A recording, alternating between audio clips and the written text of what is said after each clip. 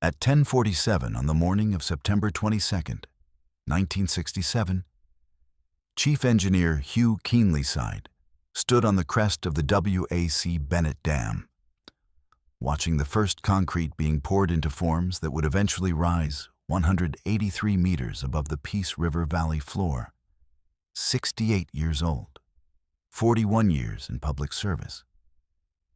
He was supervising the construction of what would become the largest earth-filled dam in North America. A project that would either prove British Columbia could harness one of Canada's most powerful rivers to fuel industrial development, or become the most expensive hydroelectric failure ever attempted. The numbers made conventional dam engineers nervous. A barrier 2 kilometers wide across the Peace River. A reservoir that would flood 1,773 square kilometers of boreal forest and river valley, an area larger than the City of London, with 10 turbines generating 2,730 megawatts, enough to power every home in British Columbia with surplus for export. Construction costs estimated at $700 million in an era when BC's entire provincial budget was $400 million. Premier W.A.C. Bennett, for whom the dam would be named, had championed the project since 1957, convinced that cheap hydroelectric power would transform BC from a resource extraction economy into an industrial powerhouse. The Peace River dropped 760 meters from the Rocky Mountains to its confluence with the Slave River, wasting enormous hydroelectric potential by simply flowing through wilderness. But the Peace River Valley was 1,200 kilometers from Vancouver. The nearest transmission line was 400 kilometers away. Building a dam in that isolation, through northern winters where temperatures dropped to -45, it seemed impossible. Keenlyside had designed dams across Canada and understood that earth-filled construction could work where concrete dams would fail. The Peace River site sat on glacial till and bedrock, materials that could be excavated on site and compacted into a stable dam structure without importing millions of tons of concrete. The first concrete settled into the forms. Workers began the process that would continue for 6 years, eventually placing 43 million cubic meters of earth and rock into the largest earth-filled structure Canada had ever built. The Bennett Dam was rising. The problem began in the 1950s, when British Columbia's electricity demand was doubling every 7 years. The province depended on small hydroelectric plants on coastal rivers, systems that were fully developed with no expansion capacity. So, Vancouver's industries needed more power. The province's aluminum smelters, pulp mills, and mining operations consumed electricity faster than new capacity could be built. The Peace River represented untapped potential. The river drained 103,000 square kilometers of watershed, carrying an average flow of 1,900 cubic meters per second. Damming the Peace near Hudson's Hope would create a reservoir with enough storage to generate power year-round, regardless of seasonal flow variations. Premier Bennett created BC Hydro in 1961 by merging BC Electric Company and the BC Power Commission, giving the new Crown Corporation a mandate to develop the Peace River. The company hired Keenlyside as chairman and chief engineer, with instructions to build the largest hydroelectric project in Canadian history. The chief dam engineer, Dal Grauer, 52 years old in 1963, veteran of multiple hydroelectric projects, designed the earth-filled structure. The dam would be built by excavating glacial till from borrow pits adjacent to the site, compacting the material in layers, and creating a barrier wide enough at the base, 760 meters, to support the 183-meter height. Construction began in 1961. The first challenge was diverting the Peace River while building the dam. Engineers excavated 2 diversion tunnels, each 15 meters in diameter and 1,800 meters long, through bedrock on the river's north bank. The river was diverted through the tunnels in November 1965, allowing construction in the dry riverbed. Workers excavated the dam foundation to bedrock, removing unstable material that could allow seepage. The foundation reached depths of 60 meters in some sections, deeper than a 20-story building. Only bedrock or compacted glacial till remained. Then the fill began. Massive dump trucks, each carrying 85 tons of earth, ran continuously from borrow pits to the dam site. Compactors, weighing 50 tons, compressed each layer before the next was placed. The work continued through winters when temperatures made metal brittle and diesel engines difficult to start. 3 workers died during construction.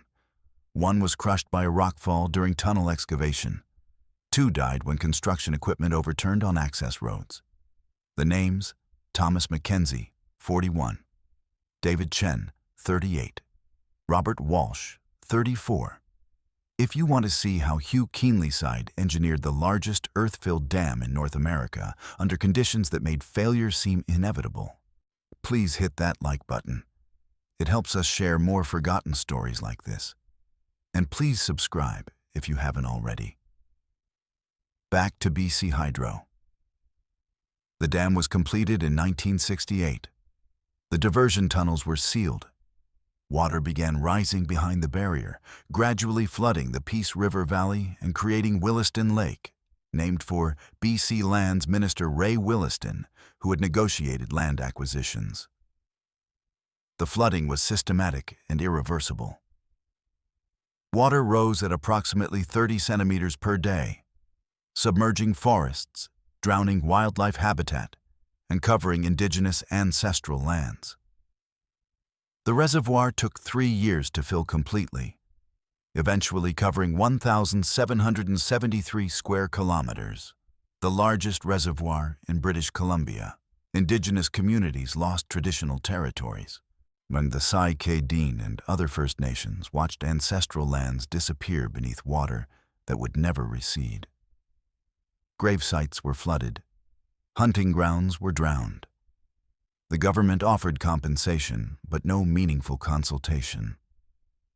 The powerhouse was constructed adjacent to the dam, a facility containing 10 turbines, each capable of generating 273 megawatts.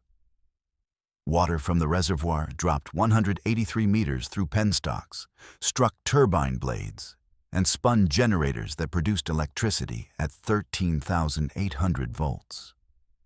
The first unit came online in 1968. Power flowed south through transmission lines built across 1,200 kilometers of wilderness to Vancouver and the Lower Mainland. But BC Hydro wasn't finished. The Columbia River system offered similar potential.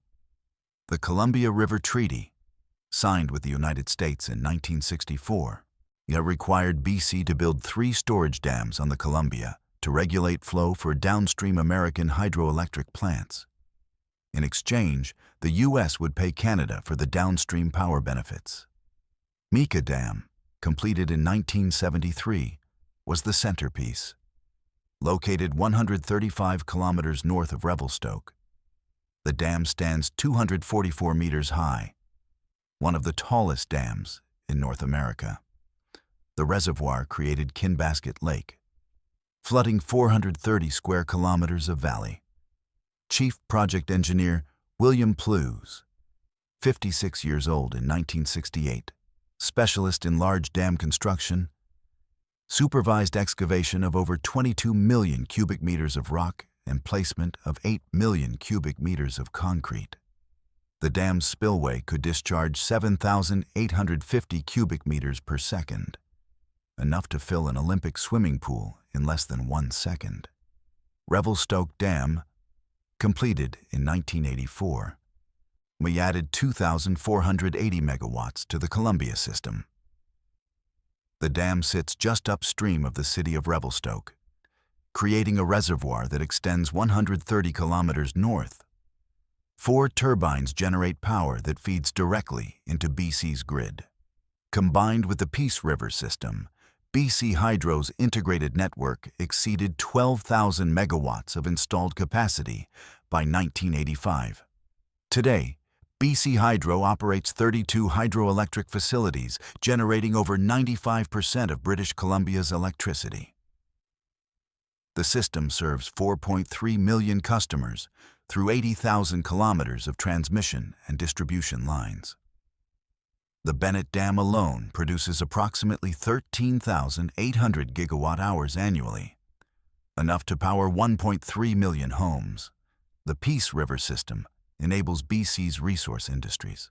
Mar aluminum smelters at Kitimat consume massive amounts of electricity. Producing aluminum requires 15,000 kilowatt-hours per ton. Without cheap hydropower, the smelters couldn't operate economically. Mining operations across BC depend on reliable power for crushing, grinding, and smelting. Pulp mills require continuous electricity for mechanical pulping and chemical processing. The province's export economy depends on industrial facilities that consume electricity at rates that would be uneconomical without hydroelectric generation. And the entire provincial economy depends on the system functioning normally. A catastrophic failure of the Bennett Dam, whether from earthquake rupturing the structure, dam breach caused by overtopping during extreme flooding, or deliberate sabotage, would create immediate consequences across British Columbia and downstream territories. The reservoir contains 74 cubic kilometers of water. Sudden release would send a flood wave down the Peace River Valley, inundating communities including Fort St. John and reaching as far as the Northwest Territories. The town of Peace River, Alberta, 250 kilometers downstream, would be flooded within hours. Loss of 2,730 megawatts from the Bennett Dam would create immediate power deficits across BC. Industrial facilities would shut down. Residential areas would experience rolling blackouts. BC Hydro maintains interconnections with Alberta and the Pacific Northwest, but import capacity is limited to approximately 3,000 megawatts, insufficient to replace Bennett's output. When the economic impact would exceed $400 million per day as industrial production halted, aluminum smelters shut down, and commercial activity across the province ceased. Dams don't fail often, but doesn't fail often isn't can't fail. Hugh Keenlyside retired from BC Hydro in 1969 after overseeing completion of the Bennett Dam. He died in 1992 at age 93. The dam he engineered has operated for 56 years without structural failure, a testament to earth-filled construction that accounted for every variable except Indigenous land rights. Dal Grauer died in 1964 at age 53, before the Bennett Dam was completed. He never saw the reservoir fill or the turbines begin generating power. His engineering principles became the foundation for subsequent BC Hydro Dam projects. William Pleurs continued working on hydroelectric projects until his retirement in 1985. He died in 2003, age 91. Mica Dam remains one of the tallest dams in North America and a critical component of the Columbia River Treaty obligations. Premier W.A.C. Bennett lost power in 1972, but lived to see the dam system transform British Columbia's economy. He died in 1979 at age 78. The dam bearing his name generates enough electricity annually to power the entire province with surplus for export. BC Hydro operates 24 hours per day, 365 days per year. Control centers in Burnaby and Revelstoke monitor reservoir levels, turbine output, and transmission system stability. Water from Williston Lake flows through penstocks, strikes turbine blades, spins generators, and sends 2,730 megawatts south to Vancouver, 183 meters above the Peace River Valley floor. The Bennett Dam holds back 74 cubic kilometers of water. enough volume to flood the entire lower mainland of British Columbia if the structure failed. The system continues. British Columbia depends on it continuing.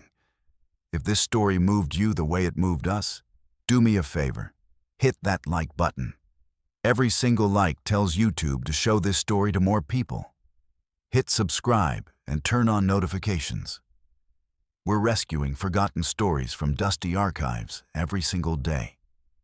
Stories about infrastructure that powers provinces, real people, real engineering, real consequences. Drop a comment right now and tell us where you're watching from. Are you watching from the United States, United Kingdom, Canada, Australia? Our community stretches across the entire world. Now, you're not just a viewer. You're part of keeping these memories alive. Tell us your location. Tell us if you've worked in hydroelectric power or visited these dams. Just let us know you're here. Thank you for watching, and thank you for making sure Hugh Keenlyside, Dal Grauer, and the 3 workers who died building this system don't disappear into silence.